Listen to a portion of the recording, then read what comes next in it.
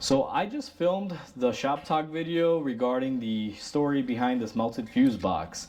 And in that video, I also said that I was keeping a bunch of these cut up wires and connections because, well, I'm a pack rat, to be honest with you. I like having stuff that I might eventually use, as much as I don't want to admit it, but there's a good reason for it. Have you ever worked on your vehicle and there's just a connector that you needed to just change one pin out on, but you got to buy the whole wiring harness or buy the whole pin out kit to be able to do it at an absurd cost? Well, freebie right here.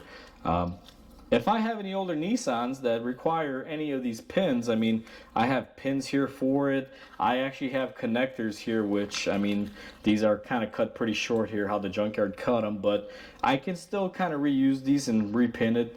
And also from this fuse box, there were plenty of good wires that were left over, and those look like this.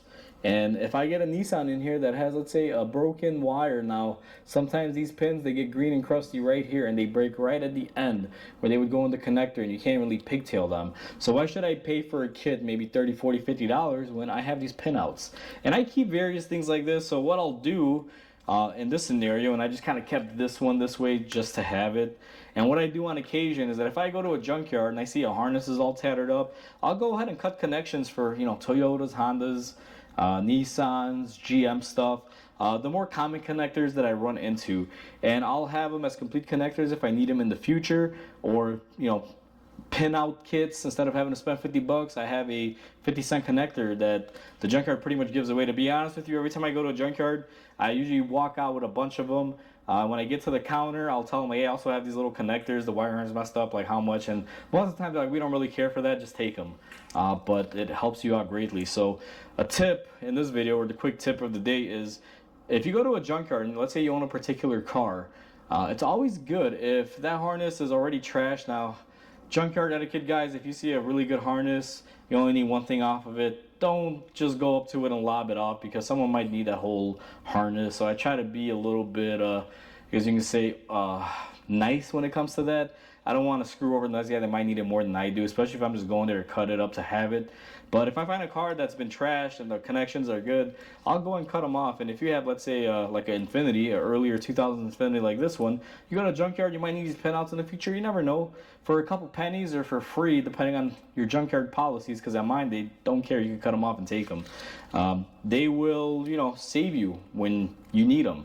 And that's what I do with stuff like this. I'll normally have like a little bin that says Nissan pin kits, and I'll have from like a 2000s era to like modern era, and it helps you out. So even though I'm being a pack rat in a way, this stuff, at least for me, it's worth gold, because I run into stuff like this a lot where if I had to try to get this pin for this older Infiniti, I wouldn't be able to find it unless it was a junkyard. And then I would have to go out there and try to figure it out. And that would be a pain, or I'd have to buy a pinout kit that gives you multiple pins, and sometimes those cost pretty expensive. They're like $50, $60. I've seen them even over $100 at some point, even if you're able to find it for that specific item. But instead of going through all that, just do yourself a favor. When you're in a junkyard or you drive by one, go ahead, pick up a few random odds and ends, and you know, carry these out.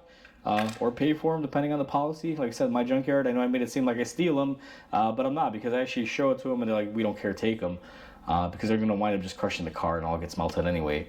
But at the end of the day, that's what I do with these connections, guys. So quick tip of the day, if you're able to do this, do it. Might save the day once. I know for me it's a lifesaver, but then again, I also am in a shop where I see a lot more stuff than you might in your DIY or at your home garage and stuff like that. So like always, comment, like, and subscribe, because it definitely helps the channel grow. I hope everyone has a wonderful day, and I'll catch you on the next video.